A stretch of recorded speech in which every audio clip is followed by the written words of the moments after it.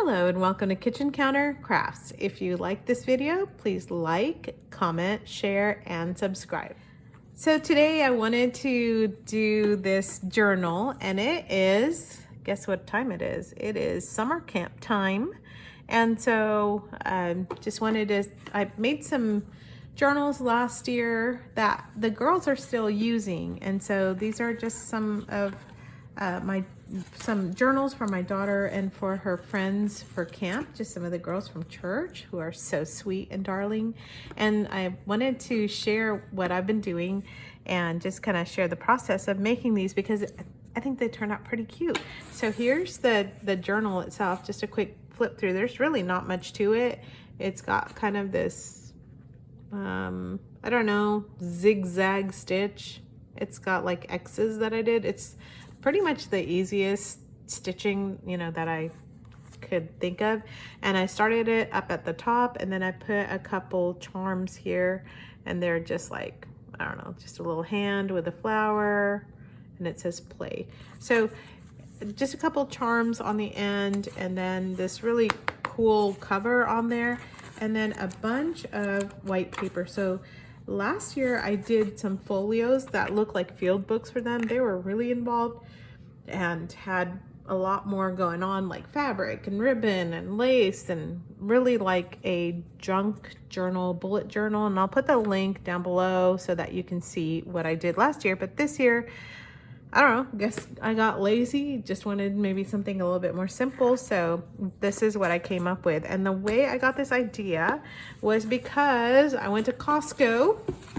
Yep, I was shopping, and I saw this beauty just sitting down. It's amazing how much Costco trash there is. So this is like true recycling here. And anyway, it's this Comfort Coffee. And no, I have not tried Comfort Coffee, but just their graphic imagery makes me want to try it. And I'm not even a big coffee person. I like tea. But anyway, this is super cool, and I just thought it was so cute. And of course you can go there and get boxes for free. And so I put my groceries in there, brought them home, and then I converted this into this. And it took me 3 boxes to get 3 journals out. So 4, I think, is what comes out of 2 boxes. Yeah, okay. So I don't know, my camera's not that high, but you can kind of tell this is a long box. What I did was, here's one. Okay, and this says organic here. So I just kind of cut this part, and here's a handle. And so I cut this piece out. I actually cut out the circle right here, and I don't know what I'm going to use it for. But then I cut this piece out as well. So it doesn't go all the way down because there's like a little indentation here. So I just kind of cut it there. And it's all rough, and it's not like perfect looking by any means. So there's one journal, the front and the back. And then I had some here. I think I cut this thing and just split it into another journal. So 2 and then 3. So I just slide. I got 3 journals out of 1 box, but I know I used 2 boxes. So I don't know what I did with the other pieces of it. Anyway, so there you go. You need 1, maybe 2 boxes. And again, they're just in the coffee section. And so you can, go and get that. And it's not even just that one. There's another like really kind of cool looking box there. So there's this one here, and it's got handles. I might actually use it for storage. So anyway, again, brought my groceries in this.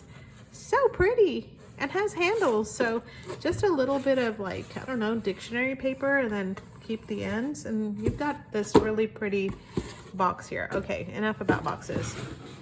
Like 4 minutes into this video and still talking about boxes, but that's fine. I'm excited about the boxes. What can I say?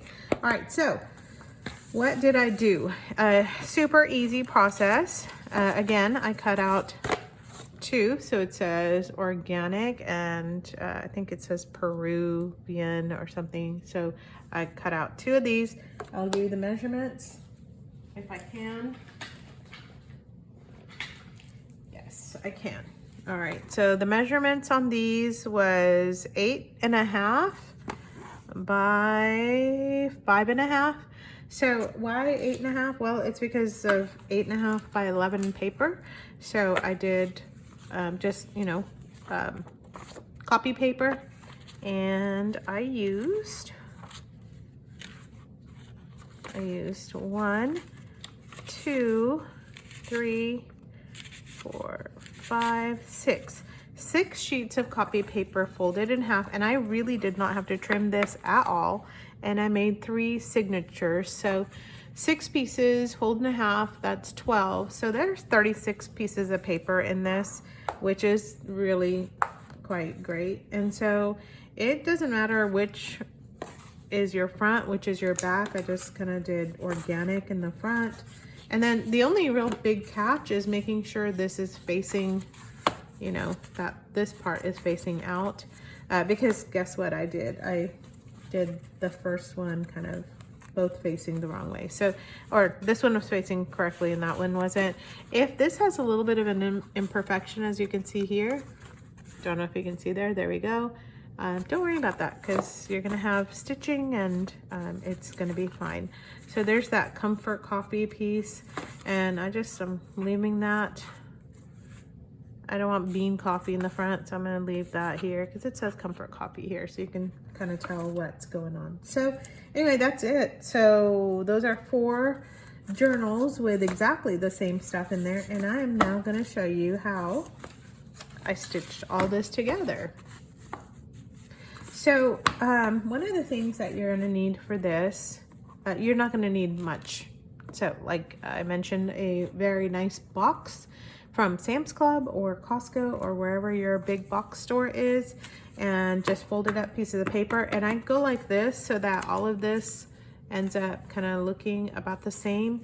And I don't know if you can tell, but the edges here are not exactly lined up. So I may actually move this up a bit, and then I will just cut all of this with a box cutter just to make sure that it is kind of lined up and looks good. But really what I want is up on the top. Yeah, so not, you know, I'm not into perfectionism, in case you couldn't tell.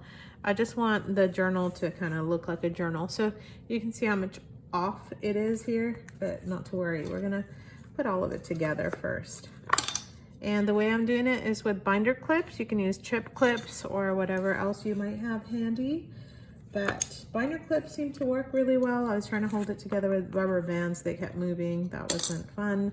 So that is something there too. Okay, I'm moving all this around.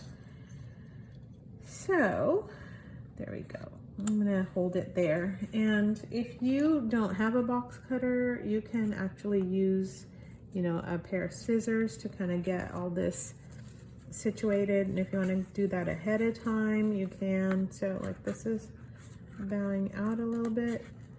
So I mean, just a pair of scissors will do it.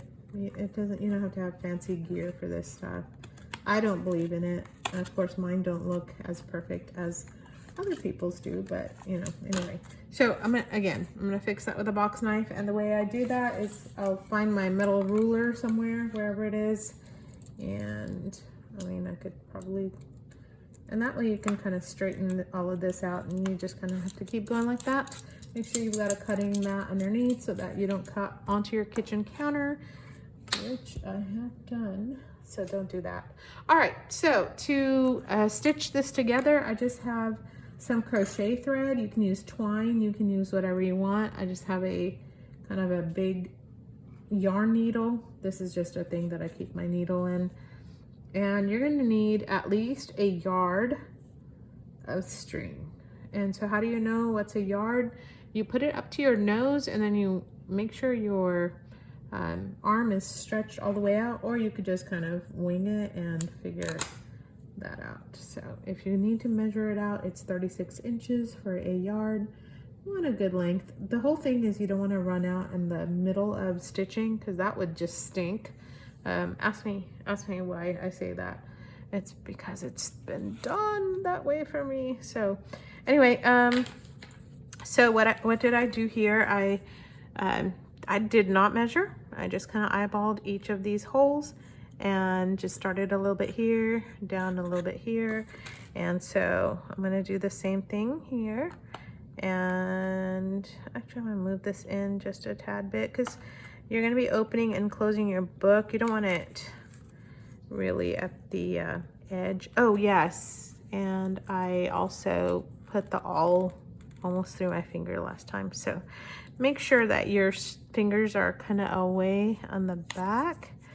That's just not a good thing. So what I do is I poke it from the front and on the back. Now, if you don't have an awl, AWL, what you do is you can take a hammer and nails and just like a wood block, and you can kind of hammer this in. So to get my thing started, I don't remember if I did front to back or back to front. I don't think it matters. But what I did do is leave a tail, kind of like that. So what I did was I just kind of measured it to here, and I'm just gonna tuck,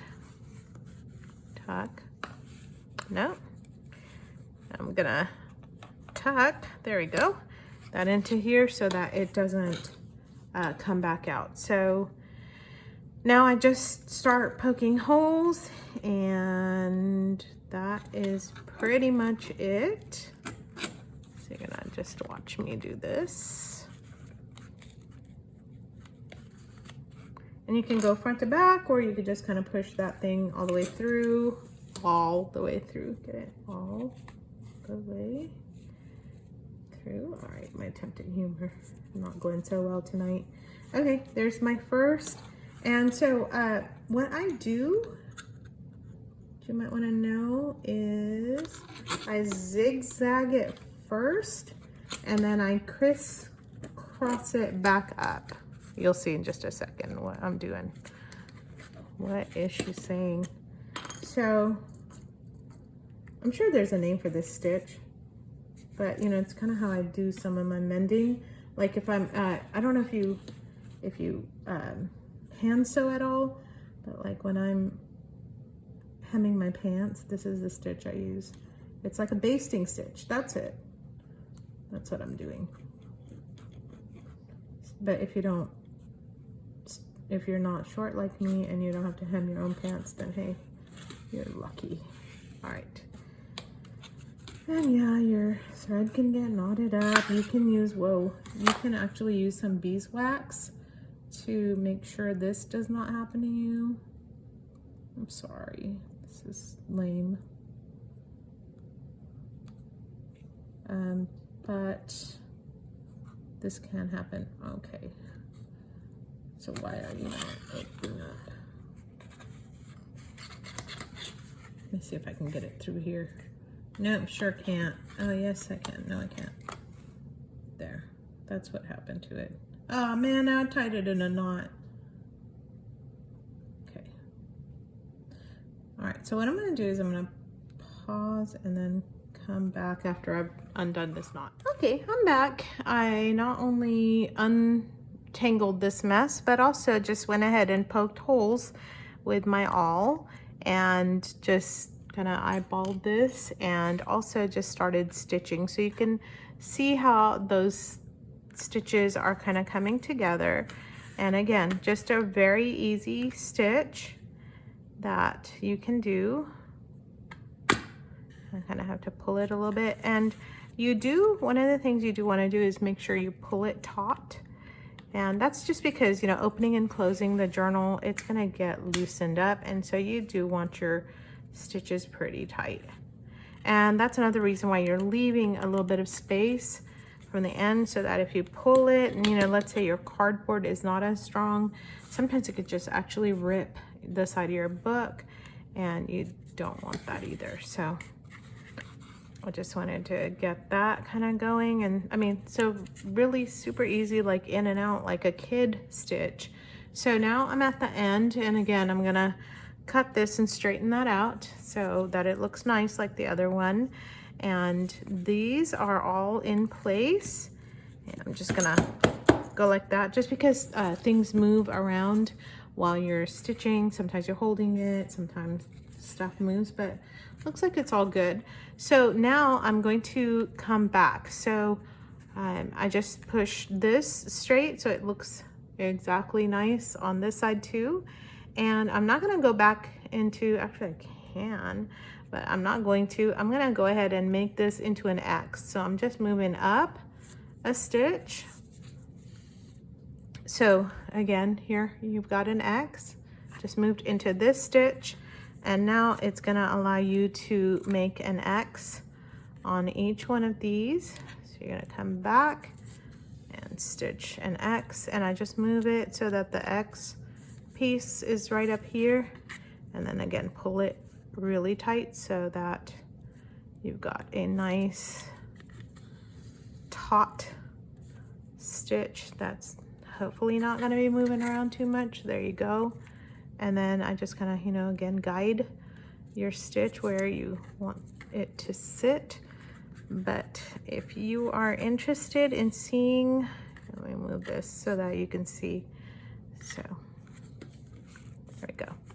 Again, I'm just moving to the next stitch up. So I'm here, I'm gonna move up here, and on the top, it is creating an X right there with this stitch. You're just going in and out of these stitches and making an X all the way up, and it goes fast once you kind of get the swing of things. But it's really not a fancy stitch. Kind of looks fancy because it's all these nice, neat little rows of X's. But it's honestly one of the easiest stitches ever. You can put on baby blankets. You can, I do flannel blankets that way. It's kind of cute. And okay, so now I'm at the last one. Remember this was here. So I'm making the last one. Here's the start of it, and it's a nice, neat little ending. But what I'm going to do is actually go just straight through so that I can tie it. So see, the top is gonna have a little dash here, and then we're good. Let me get this part out, and I'm gonna leave that on there and just cut. Put my needle back and tie this together. Oh, I shouldn't have taken the clip off because I still need to cut and make sure that is all lined up. But I just cut it like a, I knot it like a shoelace. And then another thing I do right after you knot it, I do a surgeon's knot, which is you go into just tie a knot and then you just loop it one more time. And that creates a nice loop. Now my knot ended up towards the front. Don't worry about that. You can always move it. And then I just tied charms on the end of this. Where are my charms? Where did they go? There they are. So again, just got, it doesn't have to be these, just anything you have available. So I tied both of them actually on, you can tie one on one and one on the other, but you know, tying up your charms, not very magical. I am actually gonna put one here.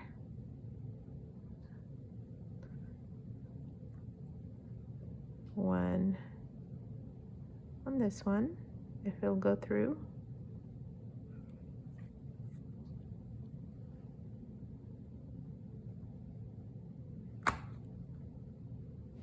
Are you kidding me? Oh, there it is. All right. It's not going through.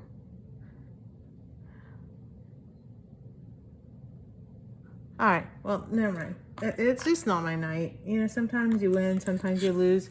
All right, so you can just tie it up like this, or just tie each one separately like this so that you have them kind of coming together. But I'm gonna leave that one alone because it's not working out for me very well tonight. But this, I kind of put both of them, and then I tied it just into a really, really, really big knot at the end over here so that they dangle together. So again, just if I did that part there, and then so that this will open, And we're gonna ignore the charm piece falling off there. So now if I want to go open this, it's super stiff and it's not going to open right up. So you're gonna need to like help it along a little bit. And so one of the things I did was just, it's corrugated board, so you're gonna find the little spot, there we go, that it kind of naturally bends. See where it is? And again, corrugated board. Ooh, and there it goes all over here too. That's okay.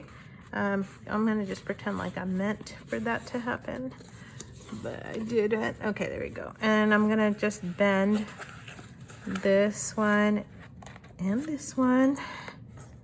And again, you're gonna have to kind of help it find its groove and see where it's gonna bend or not bend. Grr. Go already. Okay. Ever have those evenings when you're doing crafts and like nothing is going our way? All right, well, this is one of them. Okay, it's just keeping it real. You know, it's not like perfection video all done in a studio. No, this is real. This is how I do my crafts, how it comes together, and sometimes just does not want to come together. So you want to make sure that you're doing some sort of bending so that this will open up. The back one is not as important as that front one because you do want that recipient to be able to get into their book. And when it's too stiff, you don't want that at all. So I actually kind of played around with this one. See, I accidentally put a bend in this one too. It's not that big of a deal really. And there you go. So that is how you do a journal out of just a box. And I've got 2 and I only have 2 more to go. So until next time, I hope you enjoy just going and finding some trash and turning into treasure and gifting somebody with it so that they have a journal that they can use all year round. Until next time, bye.